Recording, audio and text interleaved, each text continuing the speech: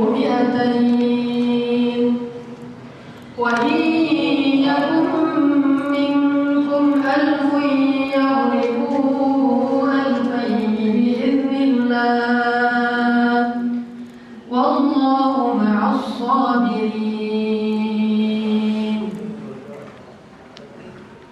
Wahai Nabi, kobarkanlah semangat para mukmin untuk berperang.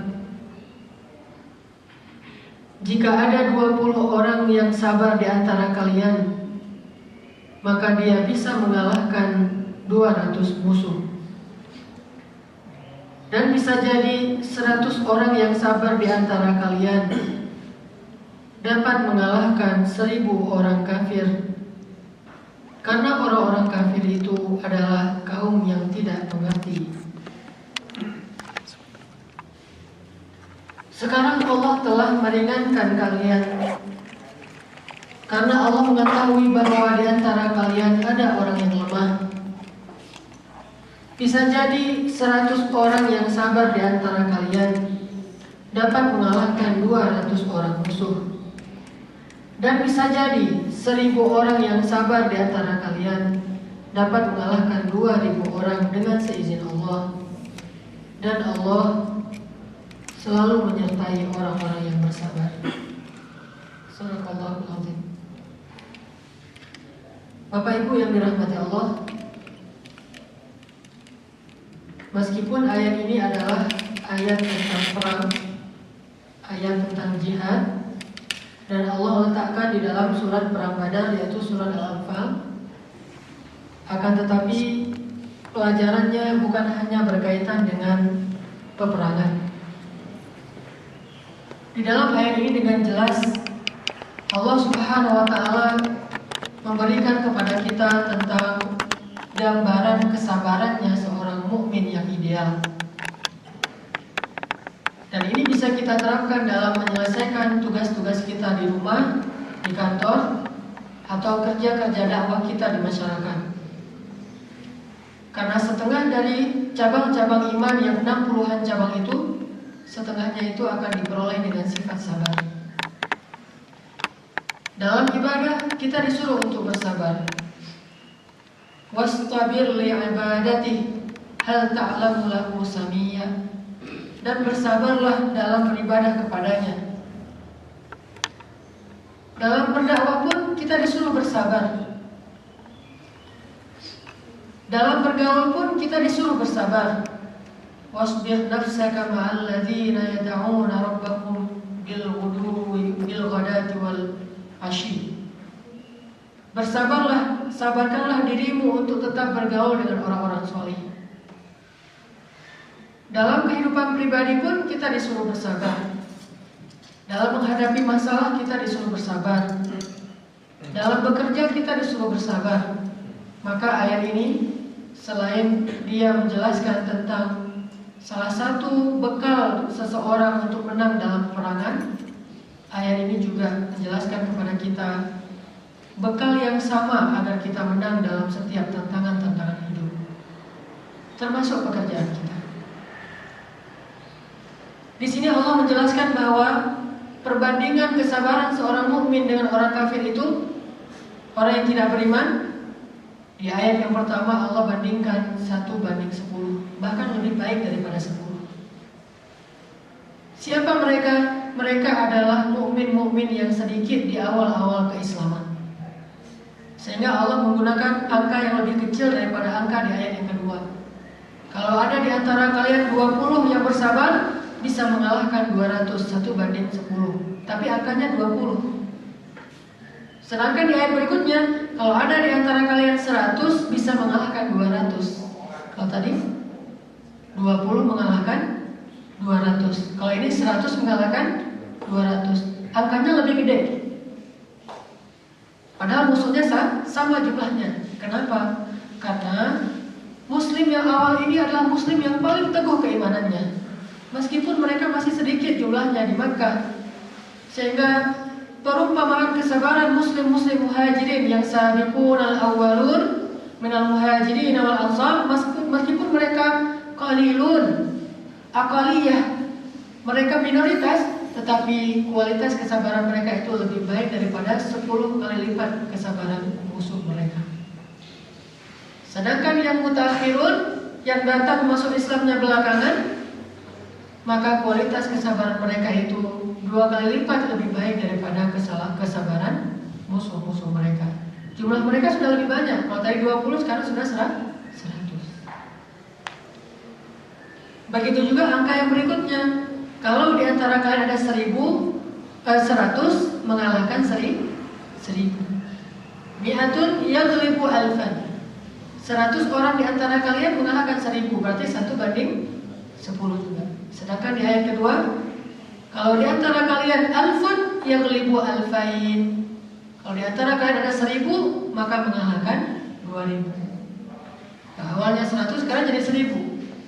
Ini juga memberikan sinyal bahwa pertumbuhan jumlah kaum muslimin di masa Nabi itu lumayan pesat. Sampai Nabi menyuruh sahabat untuk mencatat nama-nama orang yang sudah masuk Islam. Kata Nabi, "Uktubu li man talaffaza bila ilaha illallah." Tuliskan untukku orang-orang yang sudah mengucapkan la ilaha illallah. Nabi mensensus, mencari tahu berapa yang sudah bertambah. Kalau dari Muhajirin, kita lihat nanti dalam perang Badar selama sekitar 15 tahun perjalanan dakwah, jumlah yang ikut perang Badar sekitar 300 orang. Ini belum termasuk perempuannya. Nanti dalam perang Uhud menjadi 700 orang. 1000 orang yang ikut perang Uhud, 300 orang munafik pulang, jadi 700 orang. Nanti di perjanjian Hudaybiyah sudah menjadi 1000 orang. Nanti setelah perjanjian Hudaybiyah, yaitu ketika Fathu Makkah, itu sudah menjadi 20.000 orang. Nanti perang Khaybar 30.000 orang, dan terus bertambah. Artinya jumlah kaum muslimin itu terus bertambah lewat dakwah Nabi Sallallahu Alaihi Wasallam. Hanya kualitas kesabaran dan keimanan mereka berbeda. Tetaplah yang pertama, yang awal-awal masuk Islam, yang minoritas itu lebih kuat dan lebih tangguh daripada yang datang yang belakangan. Sehingga Allah memuji yang pertama ini dengan kalimat As-sabiqunal awwalun minal muhajirin wal ansar. Allah radhiyallahu anhu. Kalau kita tidak bisa menjadi orang yang di ayat 65, kesabaran kita itu berbanding sama dengan atau lebih baik dari kesabaran 10 orang yang non-muslim, maka Allah memberikan keringanan. Sekarang Allah tahu di antara kalian ada yang lemah, yang baru masuk Islamnya baru banget, atau mungkin udah lama masuk Islam kayak kita, tapi belajar Islam juga baru, ilmu Islam masih sedikit, imannya belum terlatih. Sekarang khaffafallah, Allah kasih keringanan. Seberapa keringanannya? Jadilah seorang muslim yang kesabaran kalian itu lebih baik daripada 2 kesabaran musuh kalian, atau kesabaran orang kafir. Itulah kualitas idealnya seorang mukmin dalam ketabahan, kesabaran, ketahanan, defense-nya. Sehingga kalau kita punya masalah dalam pekerjaan, maka daya tahan kita itu harusnya 2 kali lipat dari teman-teman kita yang beda agama dengan kita. Kalau mereka dengan satu masalah belum mengeluh, maka kita 2 kali itu yang gak boleh mengeluh. Cuma yang sering terjadi sekarang di kaum muslimin di Indonesia, yang meratapi nasib, mengeluhkan keadaannya, yang mengemis-ngemis di jalan-jalan, mau bangun masjid saja mengemis-ngemis di jalan. Apakah itu orang muslim atau non-muslim? Muslim. Berarti sekarang kebalik, kesabaran non-muslim 2 kali lebih kuat daripada kesabaran seorang muslim. Nggak ada lagi kualitas iman, kualitas sabar, kualitas seorang muslim. Bagaimana kita akan menghadap Allah dan mengatakan saya seorang muslim, sementara kita tidak punya kualitas seorang muslim yang diharapkan Allah? Ini sebetulnya tidak bicara perang saja. Kalau bicara perang mungkin kita lebih jauh dari itu. Kecuali mungkin kaum muslimin yang ada di Gaza, itu kesabarannya ayat 65 lebih baik daripada 10 kesabaran Israel.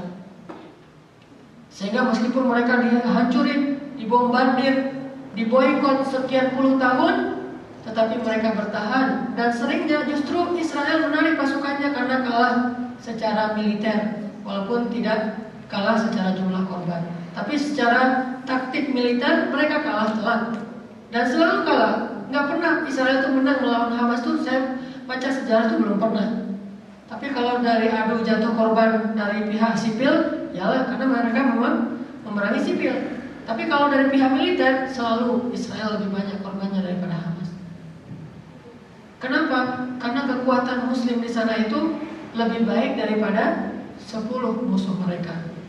Bukan kekuatan fisik. Kalau kekuatan fisik mah relatif lah. Ada orang yang kuat, ada orang yang lemah. Bukan kekuatan dalam arti ilmu pengetahuan. Wah, ini mah relatif. Senjata bahkan musuh lebih kuat. Tapi kekuatan yang Allah inginkan dari seorang Muslim itu adalah ketabahannya, kesabarannya, keteguhannya, kemantapannya, jauhnya dia dari kata-kata putus asa. Itulah yang dimaksud dalam Muslim yang iyyakum minkum 'ashruna sabirun atau mi'atun sabirah. Kesabaran di dalam dirinya. Sampai Allah Subhanahu wa taala memerintahkan kepada kita dalam satu ayat 2 kali bersabar. Ya ayyuhalladzina amanus biru wasabiru. Wahai orang yang beriman, bersabarlah dan kuatkanlah kesabaran. Apa maksud kok 2 kali sabar di sini? Kata ulama tafsir, sabar yang pertama itu artinya kalahkanlah hawa nafsu kalian sendiri. Ya ayyuhalladzina amanus biru, wahai orang-orang yang beriman, kalahkan keluhan-keluhan diri kalian sendiri. Rasa sakit itu kalahkan. Rasa lapar itu kalahkan. Rasa lelah itu kalahkan. Rasa takut itu kalahkan. Rasa sakit, berputus asa itu kalahkan. Keinginan-keinginan kalahkan. Diri kalian kalahkan. Isbiru. Setelah itu wasabiru, kalahkan musuh kalian dengan kesabaran. Adu siapa yang lebih lama bertahan. Makanya kalau dalam istilah orang Islam itu banyak istilah ribat kan?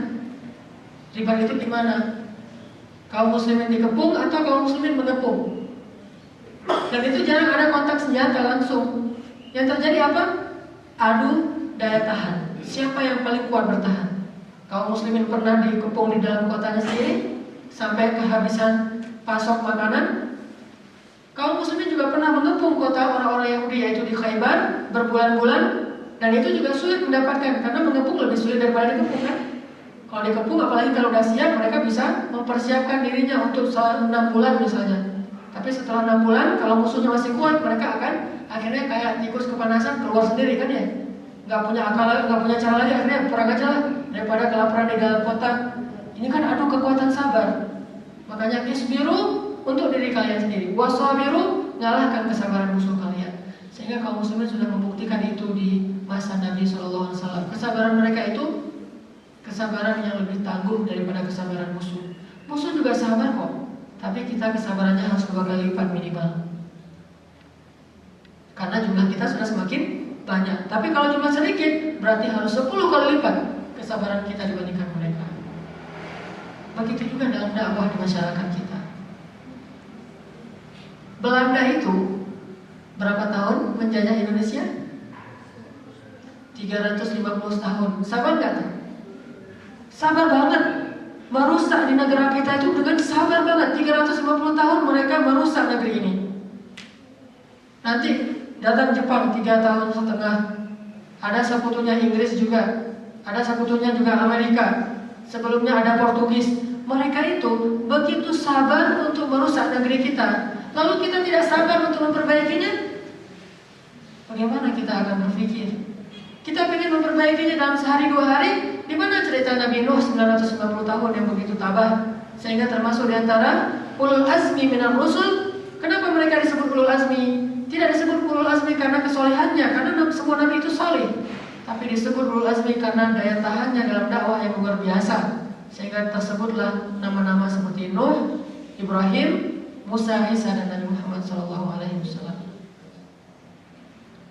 Ini menunjukkan bahwa kalau orang yang kufur itu begitu sabar dalam kebatilan, kenapa kita tidak sabar dalam kesolehan? Mereka begitu sabar dalam ifsad, merusak. Kenapa kita tidak sabar dalam islah, memperbaiki? maka mungkin dakwah ini memperbaiki bangsa ini.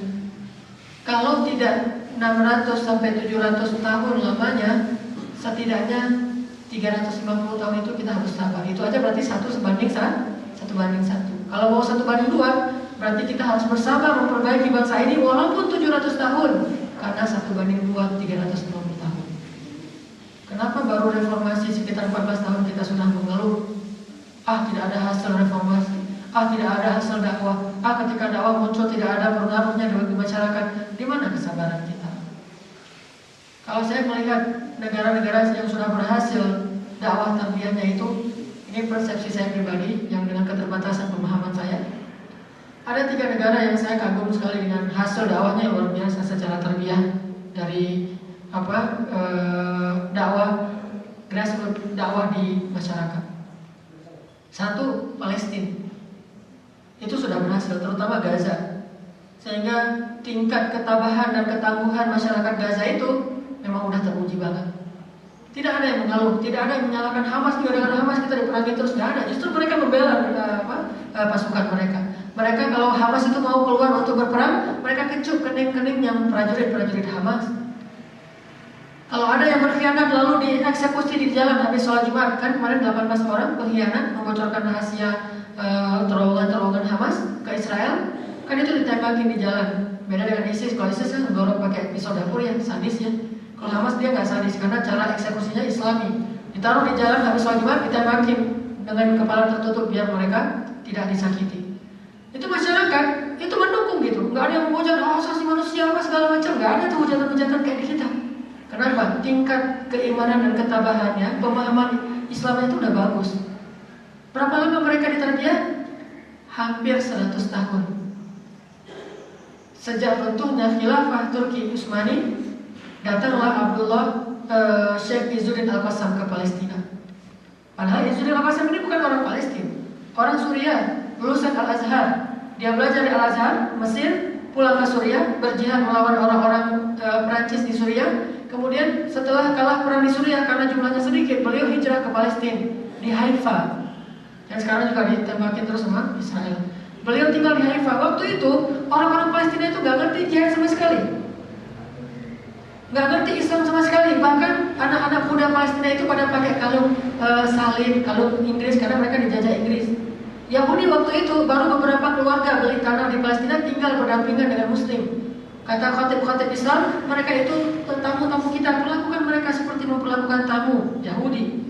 Baru datang Izzuddin Al-Qassam menyadarkan mereka pelan-pelan tentang intifadah, tentang jihad, tentang thawrah, tentang dan segala macam. Awalnya dianggap remeh. Sampai akhirnya sekarang sudah berjalan hampir 100 tahun genap. 2024 itu berarti 100 tahun kan sejak runtuhnya khilafah. Itu setelah sekian ratus tahun, sekian puluh tahun baru kelihatan. Kalau kalian 10 mengalahkan 100, kalau kalian 100 mengalahkan 1000. 100 tahun. Sabar para dai-dai itu. Izzuddin Al-Qassam hampir kalah juga perang di Haifa. Beliau dibantu sama Mesir. Mesir waktu itu sudah besar Ikhwanul Muslimin. Karena Ikhwanul Muslimin ini muncul 2 tahun setelah khilafah Islamiyah runtuh, langsung muncul Ikhwan. Dan langsung punya sayap militer. Berapa pasukannya? Ribuan. Dikirim ke Palestina oleh Hasan al-Banna, bergabung dengan Izzuddin Al-Qassam. Makanya sekarang Hamas itu punya ideologi yang mirip dengan Ikhwanul Muslimin dan sayap militernya dikasih nama sayap militer Izzuddin Al-Qassam. Setelah ini selesai, al-Banna dibunuh, para qaid Ikhwanul Muslimin dipenjara, dieksekusi mati, ratusan orang, mirip dengan kemarin 529 orang itu divonis mati semuanya. Dan itu sudah terjadi berkali-kali di Mesir. Tetapi mereka tidak pernah berhenti dan menyerah. Terus ganti generasi lagi sampai sekarang di masa Ustadz Al-Badi. Kemudian di Palestina dari mulai muncul Ar-Rantisi, kemudian Ahmad Yasin, kemudian sampai sekarang masa Ismail Haniyah, ada Yahya Ayyash, banyak sekali yang sudah Syekh Salah Syahad, banyak sekali yang sudah gugur, tapi yang di belakangnya terus melanjutkan estafet dengan sabar, tidak berputus asa, sehingga kelihatan Gaza yang sekarang. Mesir juga gitu. Negara kedua yang saya lihat tarbiyahnya udah mulai kelihatan hasilnya itu Mesir. 90% masyarakat Mesir itu pendukung Ikhwan Muslimin dan Salafi. Sehingga ketika dua partai Ikhwan dan Salafi ini bergabung, Ikhwan itu punya partai keadilan, Salafi punya partai cahaya, gabung 90% suaranya untuk Mursi. Kekuatan pemahaman dakwah mereka udah tinggi. Sehingga ketika membuat undang-undang yang pro kepada syariat, semuanya mendukung syariat, istilahnya syariah. Semuanya mendukung syariat. Walaupun belum disebutkan secara gamblang ini penerapan syariat, tapi substansinya udah syariat. Coba di kita, baru mau membuat undang-undang anti pornografi proaksi aja, yang menolak itu bukan non-muslim, kita sendiri. Karena dakwah kita baru sekitar 14 tahun. Dan kita sudah berputus asa, sudah mengeluh. Begitu juga dakwah di kantor kita, begitu juga dakwah di rumah kita. Baru sebentar sudah mengeluh, nggak ada hasilnya. Jangan, kita baru sebentar. Belanda saja begitu sabar untuk menghancurkan negara ini 350 tahun. Masa kita nggak punya kesabaran minimal yang sama untuk memperbaikinya? Harusnya kesabaran kita itu 700 tahun. Indonesia ini baru benar setelah 700 tahun misalnya nih. Ya udah kita sabar terus saja sampai 700 tahun. Meninggal ganti lagi generasi berikutnya. Faminhum man qadha nahbah wa minhum man yantazir wa ma badalu tabdila. Di antara mereka ada yang sudah meninggal, ada yang lain yang meneruskan, tidak berubah sedikit pun semangat dakwah mereka. Tapi kita berharap insya Allah gak akan sampailah 350 tahun pun. Insya Allah kurang dari 100 tahun pun udah benar. Karena masyarakat kita itu punya potensi yang sangat baik. Lebih punya banyak sekali potensi kebaikan dalam diri masyarakat kita, sehingga memperbaikinya jauh lebih mudah daripada merusaknya. Itu pun kita masih gak sabar menunggu 100 tahun. Kita pengen segalanya berubah dalam hari ini juga. Ini bukan fiksi, ini bukan cerita film Hollywood. Ini adalah realita. Dan kita hidup di realita yang sama dengan yang dialami para nabi. Bahkan mereka lebih sulit dari zaman kita. Kita beramai-ramai, berjamaah, ada banyak kelompok. Asal tidak saling menjatuhkan satu dengan yang lain. Kalau Nabi sendiri, Nabi Nuh sendiri, Nabi Lut sendiri, bukan di negerinya lagi itu, di negeri orang. Kalau Nabi Nuh masih di negerinya, Nabi Ibrahim di negerinya, Nabi Lut ke Eropa perginya dari Irak ke Pompei, Italia, negeri orang. Istrinya orang sana, sehingga beda pemahamannya, tapi sendiri. Puluhan tahun, ratusan tahun, bahkan hampir 1000 tahun. Ini namanya kekuatan seorang muslim itu, ketangguhannya itu lebih mantap daripada orang-orang non-muslim, minimal 2 kali lipat. Karena segala sesuatu itu ada waktunya. Kita bekerja, hasilnya itu ada waktunya. Likulli syai'in ajaluh. Segala sesuatu itu ada masanya, kata para ulama. Kalau belum datang masanya, ya kita tunggu. Kalau siang 12 jam, malam juga 12 jam. Jangan siang 12 jam, kita berharap malam saja udah langsung siang lagi. Bersabarlah 12 jam dalam keadaan gelap. Sebentar lagi juga fajar. Dan makin gelap, makin sunyi, berarti makin dekat dengan waktu fajar. Bukankah waktu yang paling sunyi itu menjelang fajar? Kalau masih ramai, berarti itu baru maghrib. Makin sunyi artinya makin kita merasa sulit, kesendirian, gelapnya makin bertumpuk-tumpuk, makin berat gitu, makin ngantuk, makin lemah. Itu berarti semakin dekat dengan waktunya terbit fajar. Kalau masih merasa biasa-biasa aja, kayaknya baru jam 8 malam tuh, masih banyak sinetron, masih pada nonton, makan malam, dinner, keluar di jalan masih macet. Makin kita merasa kesepian, makin sepi, makin sunyi, makin gelap, makin ngantuk, makin lemah. Berarti ini udah jam 3 pagi nih.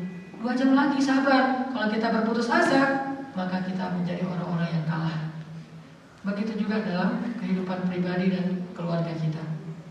Ketika ada masalah, harusnya kalau kita keluarga muslim, daya tahan kita itu 2 kali lipat daripada keluarga yang non-muslim. Makin berat, berarti sebentar lagi mau ada solusi itu. Makin gerah, bentar lagi mau turun hujan kan? Semakin mau dekat hujan kan makin gerah suasananya, kok gerah banget ya? Bukan malah dingin, malah gerah. Makin gerah berarti tuh hujannya deras banget tuh. Makin mendung, makin gelap. Tapi kalau masih terang-terang aja, nggak gerah-gerah amat, berarti belum masanya hujan. Nah, kok sekarang gerah banget ya? Kok mendung banget ya? Makin lama makin gelap. Bentar lagi hujan nih. Kebaikan akan turun. Begitulah kehidupan mukmin. Sehingga bisa jadi 10 orang kalian mengalahkan 100 orang mereka. 100 orang kalian mengalahkan 1000 orang mereka. Ini Mesir. Yang ketiga negara yang saya lihat udah kelihatan hasil terbiahnya itu adalah Turki. Turki itu pro kepada Islamnya juga udah 90%. Sampai kemarin ketika ada marinir Amerika masuk ke Turki, itu kan digebukin sama pemuda-pemuda Turki di jalan-jalan ya. Pas diperiksa paspornya ternyata orang Amerika, dan itu marinir pula, yaitu angkatan bersenjata. Mereka kan nggak suka dengan tentara Amerika, bukan orang Amerika. Kalau orang Amerika boleh masuk Turki, tapi kalau tentaranya nggak boleh.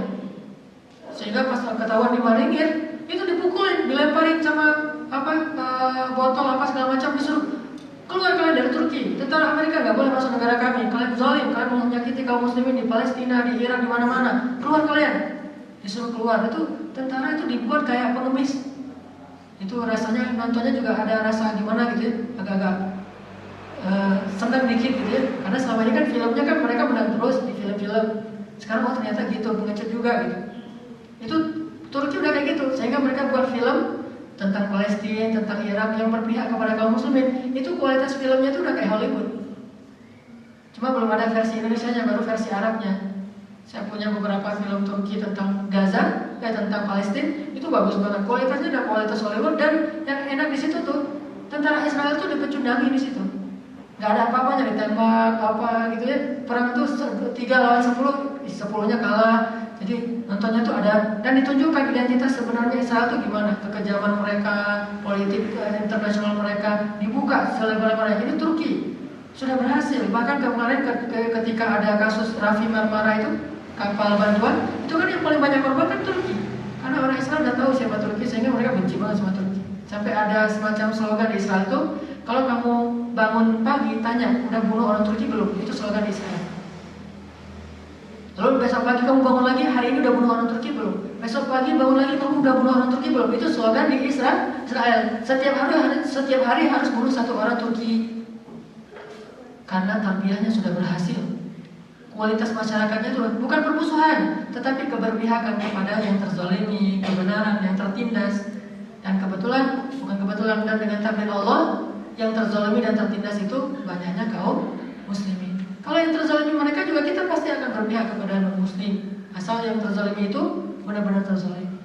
Makanya ketika Islam menguasai Palestina, Umar datang ke Palestina, itu gereja dibiarin aja, jangan tutup gereja, jangan bakar gereja.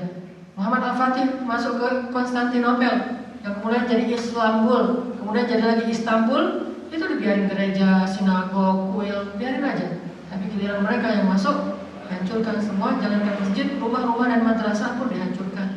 Makanya mukmin itu tetaplah lebih unggul. Jangan pernah bilang orang Yahudi itu pintar. Buktinya yang juara Olimpiade fisika dari mana? Orang Indonesia. Berarti kita lebih pintar dari orang Yahudi. Jadi nggak ada cerita Yahudi itu pintar. Kalau pintar, mereka nggak dikutuk jadi kera.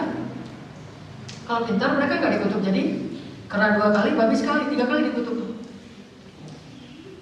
Mereka nggak pintar, pintar mah relatif lah di antara manusia. Ada yang jenius, ada yang IQ-nya disebut dengan super, ada yang IQ-nya normal, pintar, ada yang standar lah di seluruh manusia. Bahkan kaum muslimin banyak di antara kaum muslimin yang hafal Quran dalam sebulan khatam, hafal banyak, artinya itu relatif kepintaran.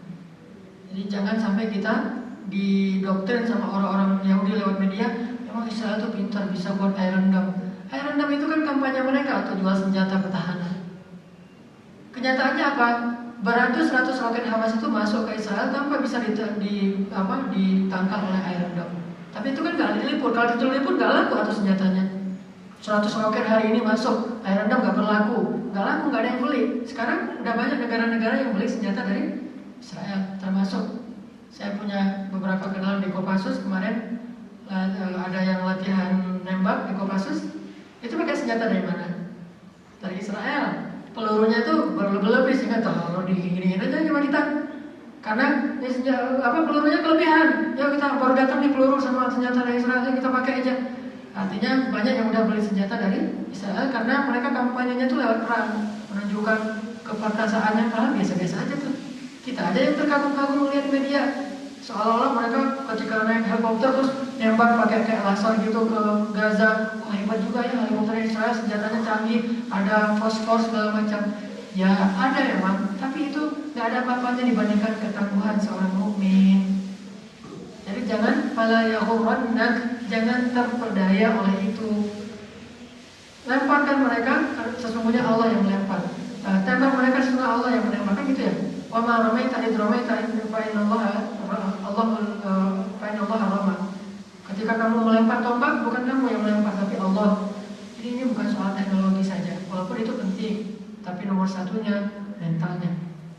Sehingga di Gaza itu ada sebuah kampung namanya Syujaiyah. Syujaiyah itu artinya keberanian. Nama kampung aja keberanian, coba, di Gaza. Dan itu markasnya Hamas. Sehingga latihan orang-orang di Syujaiyah itu latihan fisiknya udah ngeri emang. Kalau bahasa saya mah baru lahir itu langsung sit up gitu.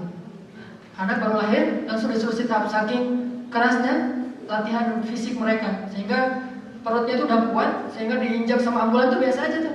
Latihannya tuh diinjak ambulan, coba gimana? Kita diinjak anak aja udah ngap. Anak kita umur 4 tahun, 5 tahun, ayo injak papa, ini pegal gitu. Tapi jangan di perut ya. Request pula, jangan di perut, jangan di lutut, karena ntar geser tulang lutut kan lumayan gak bisa jalan tuh.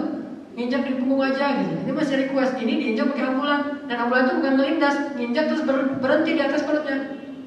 Dia tidur, ambulan lewat. Ini kenapa? Karena mereka latihannya itu dengan kesabaran. Kalau adu strategi mungkin orang-orang Israel lebih canggih, karena mereka kan latihan militernya udah latihan militer modern ya, nggak pakai teknologi.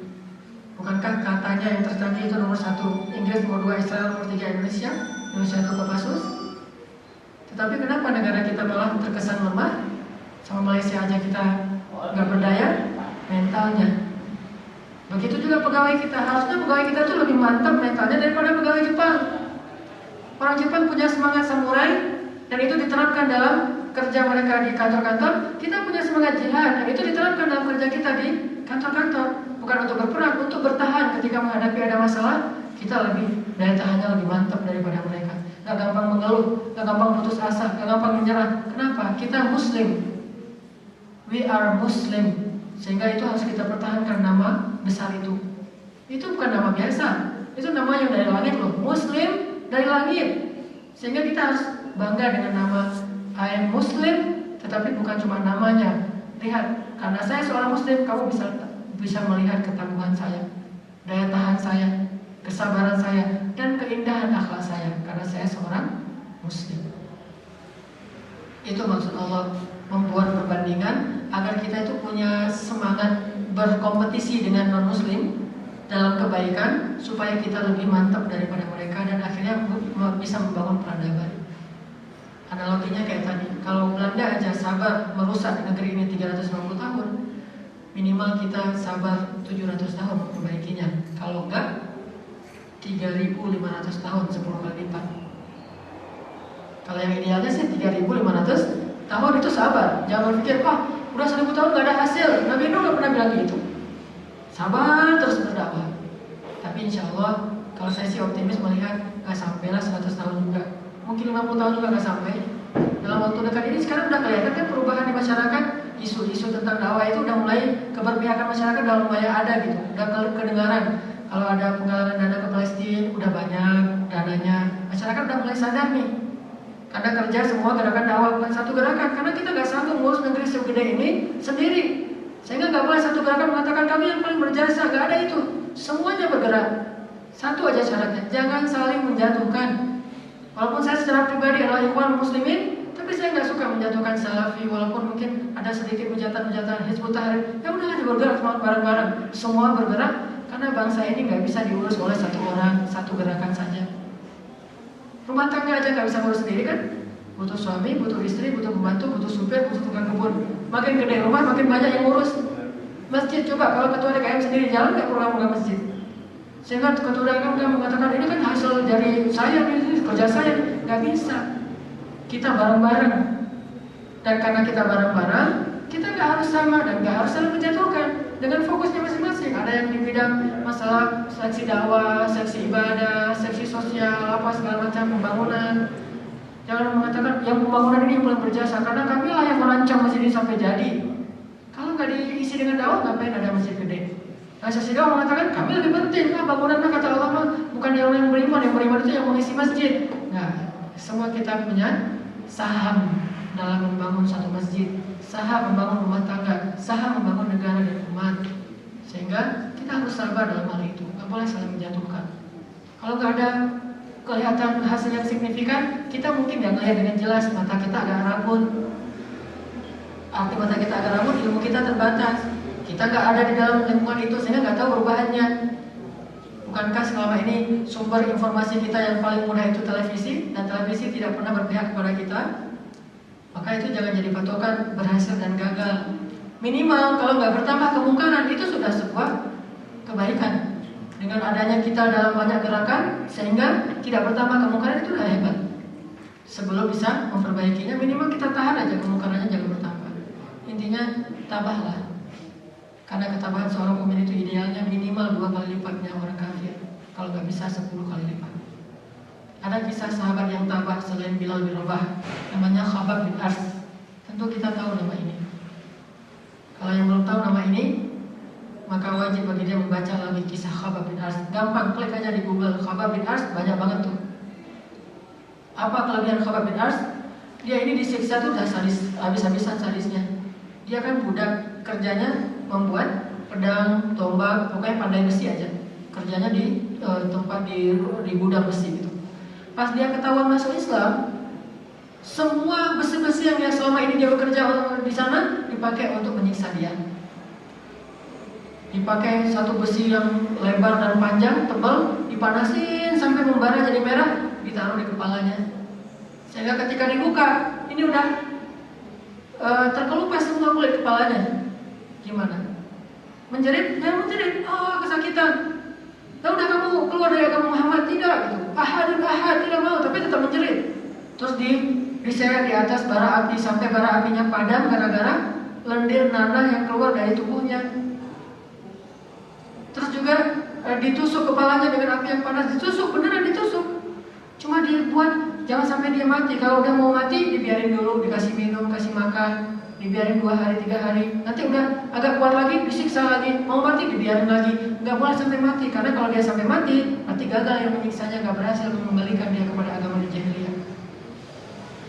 Berbulan-bulan disiksa. Luar biasa, seluruh tubuhnya tuh udah terluka. Udah nggak kuat lagi, matanya tuh nggak bisa ngeliat lagi. Saking banyaknya siksaan. Udah pokoknya siksanya luar biasa. Lebih ngeri daripada yang kita baca dalam literatur sejarah. Karena bahasa gak mampu mewakili semua keadaan. Ketika udah kayak gitu, udah sakit banget, udah gak tahan lagi, dia datang ke Rasulullah. Datangnya itu merangkak-rangkak ke Rasulullah. Ketika ketemu dengan Rasulullah, ya Rasulullah, coba lihat wajahnya udah hancur, kepalanya udah gak ada rambut, udah kulit kepala udah berdarah-darah, udah gosong semuanya. Dia datang ke Rasulullah, ya Rasulullah, kenapa engkau tidak berdoa kepada Allah agar Allah mencabut masalah ini dari saya, mencabut siksaan ini? Bisa dengan kematian, atau mungkin diselamatkan gitu. Nabi langsung wajahnya tuh gak senang, kecewa gitu. Wajah Nabi tuh kecewa. Kalau menurut kita, wajar nggak Khabbab meminta doa untuk dicabut masalah itu? Bukan wajar lagi kalau menurut kita. Ya seharusnya gitu ya. Kalau menurut kita bukan cuma wajar, memang seharusnya minta supaya masalah itu dicabut. Tapi bagi Nabi itu nggak wajar, bahkan nggak pantas. Sehingga Nabi merasa kecewa, wajahnya tuh gak senang. Terus Nabi mengatakan apa? Ketahuilah wahai Khabbab, apa yang kamu dapatkan ini belum ada apa-apanya dibandingkan umat sebelum kita. Di antara mereka ada yang ditimbun, dibenamkan di dalam tanah, kecuali kepalanya yang kelihatan. Kemudian kepalanya itu digergaji, tapi dia tidak berubah sedikit pun, tetap beriman kepada Allah. Ada di antara mereka yang disikat dengan sikat besi sampai kulitnya terkelupas, kelihatan tulangnya, tapi dia tidak berubah sedikit pun, tetap beriman kepada Allah. Demi Allah, kata Nabi, keadaan seperti ini akan terus terjadi sampai orang-orang Yaman datang ke Mekah dalam keadaan aman. Artinya apa? Sampai Islam itu tersebar di setengah dunia, baru keadaan ini akan berlalu. Baru mulai dapat kenikmatan-kenikmatan. Kalau enggak, kalian akan ngerasain susah terus sampai Islam itu tersebar. Ternyata mendengar ucapan Nabi yang kayak gini, bukannya Khabbab malah kecewa, bukannya malah dia pundung, bukannya dia malah berubah. Nabi mah gitu-gitu amat, cuma minta doa aja gak mau, malah dimarahin lagi. Nabi sih gak ngerasain apa yang ngerasain. Kan orang-orang kafir mengatakan, ya Khabbab, ya Bilal, lihat keadaan kalian. Kalian gak punya keluarga yang melindungi kalian sehingga kalian disiksa. Sedangkan Muhammad, dia enak-enakan di rumahnya, dilindungi oleh keluarganya. Masa kalian mau mengikuti orang seperti itu? Kan ini fitnahnya orang kafir.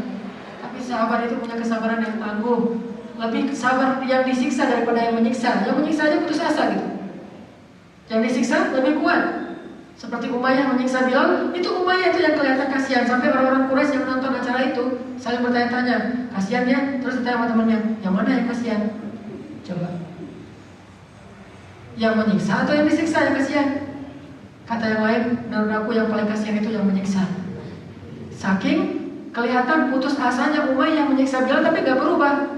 Kan berarti kemantapan ketabahannya itu luar biasa, bisa ngalahin kesabaran musuh. Musuh menyiksa aja gak sabar, ini yang disiksa aja sabar. Kalau bahasa tadi, musuh dalam merusak aja sabar, masa kita memperbaiki gak sabar? Sehingga Khabab ketika pulang dari situ, dia punya azam, dia semangat lagi tuh, jadi kuat lagi kesabarannya, dikuatkan oleh Rasulullah dengan nasihat. Bukan malah kecewa sama Nabi, ya Rasul saya pulang. Sejak saat itu kalau dia disiksa, dia gak pernah menjerit lagi. Kalau sebelumnya disiksa menjerit, wajarlah manusiawi kan ya, kesakitan menjerit. Tapi sejak saat dinasihati nama Nabi, dia nggak mau lagi menjerit. Kenapa? Kalau saya menjerit berarti saya membuat orang yang menyiksa itu merasa puas. Karena kan psikopat tuh, melihat orang menjerit kesakitan kan dia puas, dia semangat, dia sensasi gitu. Maka sejak saat itu Khabab tidak pernah lagi menjerit, dia tahan sakitnya. Sampai akhirnya Allah memberikan kemenangan, Khabab dibebaskan, dibeli sama kaum muslimin, dibebaskan. Sampai dia hidup di masa Umar, lama dia hidupnya. Dia cerita ketika udah lebih enak hidupnya jadi guru Al-Quran. Kan dia penghafal Quran juga yang termasuk terkenal gitu, hafalnya bagus. Dia bilang dulu aku disiksa tuh habis-habisan. Kalau bukan karena nasihat Nabi, aku udah minta mati aja tuh, udah gak kuat lagi. Tapi karena nasihat Nabi aku bertahan lagi. Sampai ketika di masa Umar, Islam sudah tersebar ke Yaman, Irak, Palestina, Mesir, sebagaimana janji Nabi. Baru Khabab dapat harta ghanimah yang banyak. Umar dengan Abu Bakar itu kan beda mazhab kan dalam pembagian ghanimah. Kalau Abu Bakar itu membagi ghanimah itu sama rata kepada semua prajurit. Kalau Umar nggak mau gitu, ya Abu Bakar, bagaimana engkau membagi sama rata antara setiap prajurit, sedangkan di antara mereka ada yang lebih dulu masuk Islam dan berkorban sejak awal, yang lain cuma baru masuk Islam sekarang. Berikan yang lebih dulu masuk Islam lebih banyak ghanimah, kata Umar. Kata Abu Bakar, ya Umar, semua mereka ikut perang yang sama, sehingga aku bagi mereka sama rata. Adapun pengorbanan mereka di masa lalu, Allah yang akan membalas mereka nanti di akhirat. Hada mazhabi, kata Abu Bakar, ini mazhabku. Kata Umar, hada mazhabi, dan ini mazhabku. Sehingga ketika Abu Bakar jadi khalifah, ikut mazhab Abu Bakar. Ketika Umar yang jadi khalifah, balik ke mazhab Umar. Kayak gitu. Jangan malah request. Ini ada sholat jamaah, makmum request ke imam. Harusnya makmum itu ikut mazhab imam, bukan imam ikut mazhab makmum. Kalau kita gak setuju, udah gak usah angkat dia jadi imam. Kalau kita sudah mengangkat seseorang jadi imam, kita ikut mazhab dia. Sampai ada kasus dua orang ulama kan, yang satu ulama berpendapat mimisan itu batal wudu, yang satu lagi berpendapat mimisan tidak batal wudu, cukup disekas saja selesai. Sehingga kalau dalam sholat mimisan, yang satu batal sholatnya, yang satu enggak. Sholat berdua nih. Ulama yang kedua jadi imam, ulama pertama jadi makmum. Yang berpendapat mimisan batal wudu jadi makmum sholat. Karena puncak musim panas, kalau di sana panasnya itu luar biasa sampai buat orang mimisan. Si ulama yang berpendapat batal, mimisan lagi sholat mimisan keluar, bersihin gini, lanjutin sholat, bersihin lagi, lanjutin sampai selesai sholat berjamaah. Dilihat sama muridnya, ya Syekh, Anda mimisan. Ya memang. Terus kenapa Anda tidak wudu lagi, ngulangin sholatnya? Bukankah Anda berfatwa itu batal wudu? Ya. Terus kenapa nggak melakukannya? Karena saya sholat di belakang seorang imam yang bermazhab bahwa mimisan tidak batal wudu, maka ketika itu saya mengikuti mazhabnya. Ini mukmin. Apakah ini terjadi di masyarakat kita? Justru dengan egonya masing-masing. Oh ini paling benar, ini paling benar, yang lain masuk neraka, ini cuma masuk surga sendiri. Semuanya surga milik kita.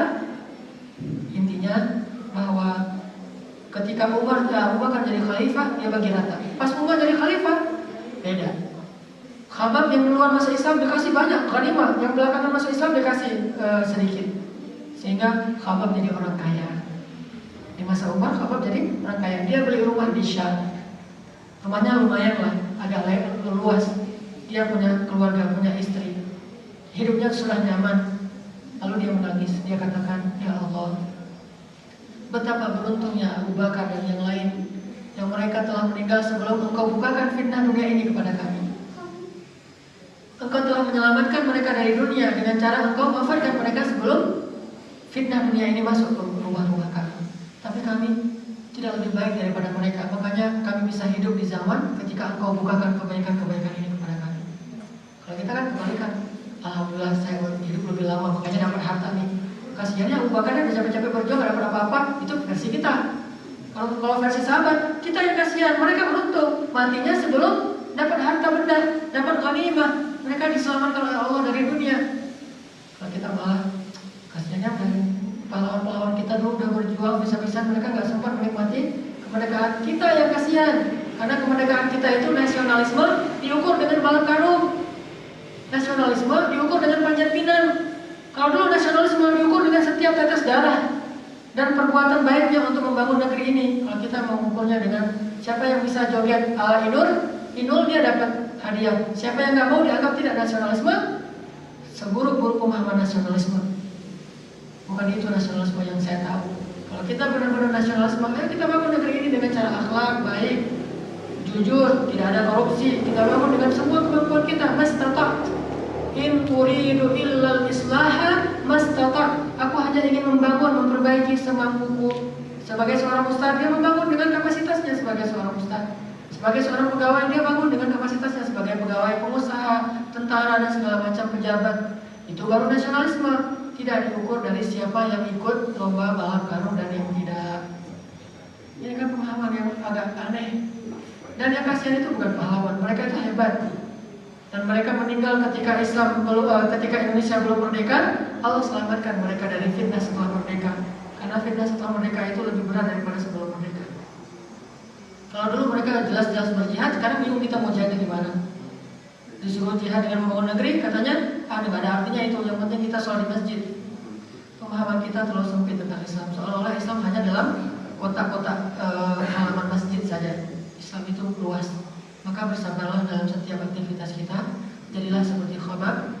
Minimal kalau nggak bisa 1:10, 1:2 deh. Kalau ada orang non muslim kena musibah sakit, dia sabar, kita sakit yang 2 kali lipat itu bisa sabar. Walaupun kita tidak berharap dikasih masalah, tapi kalau Allah beri kita ujian, kita belajar sabar, teguh, tidak gampang mengeluh. Bukankah orang Jawa banyak yang namanya Teguh? Pak Teguh gitu ya? Udah pensiun? Nah ini artinya harus lebih teguh lagi nih. Kayaknya nggak ada orang Aceh yang namanya Teguh. Orang Aceh namanya Nazarudin gitu ya. Nggak ada yang namanya Teguh, paling Tengku. Makanya harus lebih teguh nih. Kan di sini banyak dari Jawa Tengah, Jawa Timur, berarti harus lebih mantap kesabarannya. Karena ashabu Teguh, golongan orang-orang yang teguh. Apalagi udah pertama ashabu Teguh, kemudian orang Indonesia pula yang terkenal luar biasa kehebatannya di dunia.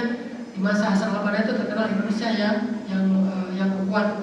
Kemudian orang Islam lagi.